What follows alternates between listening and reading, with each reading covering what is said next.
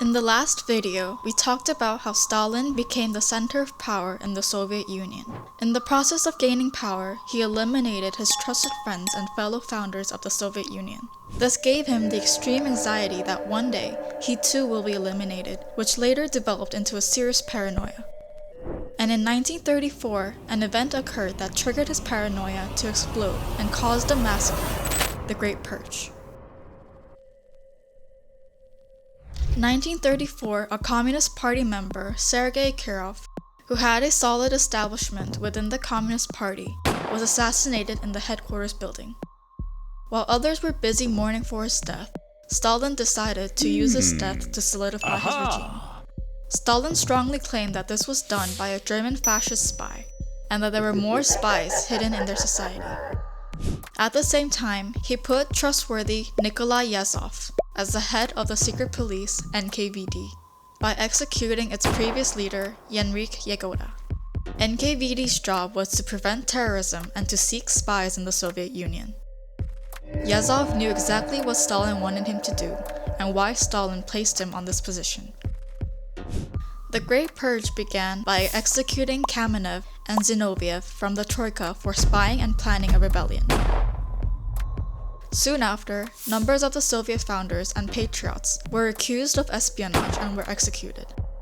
Stalin introduced the idea of the enemy of the people, which basically means whoever criticized or even revealed the slightest opinion against him is an enemy of all Soviet people.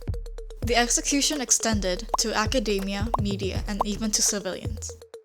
Academic and press figures were taken and executed if they expressed critical thoughts through their work. Naive civilians were brainwashed to Stalin's enemy of the people campaign, and supported the execution of fascist spies and rebels who threatened their holy socialism. Shockingly, NKVD had a periodic execution quota. If they didn't meet the quota, they arrested and executed random people. Countless innocent citizens and farmers were murdered as a result. Out of these innocent citizens, if they were lucky enough to avoid execution, they were sent to Gulag labor camp in Siberia.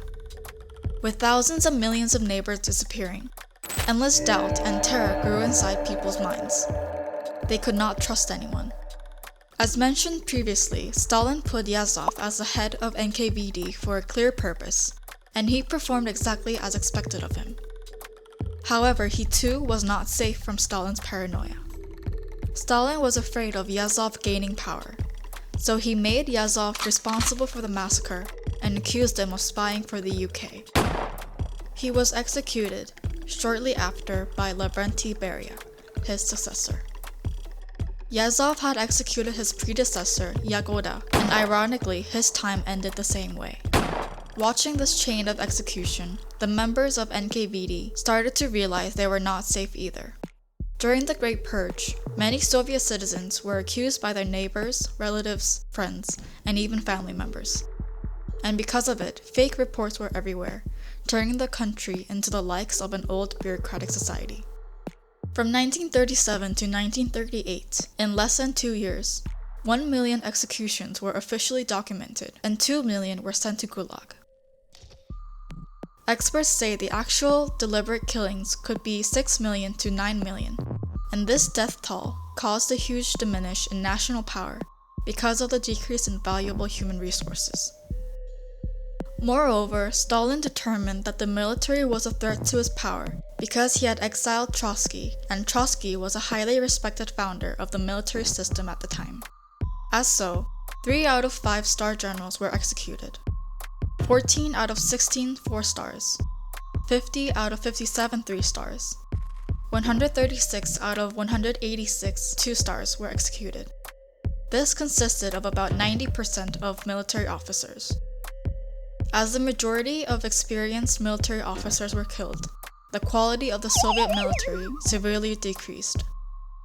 At the same time in Western Europe, Nazi Germany had already conquered most of the continent and was looking to strike Eastern Europe.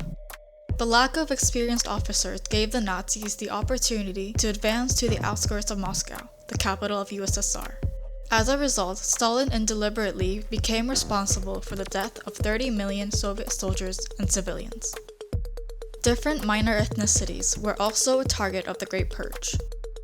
They were mostly transported away from their homes, and if they resisted, were executed.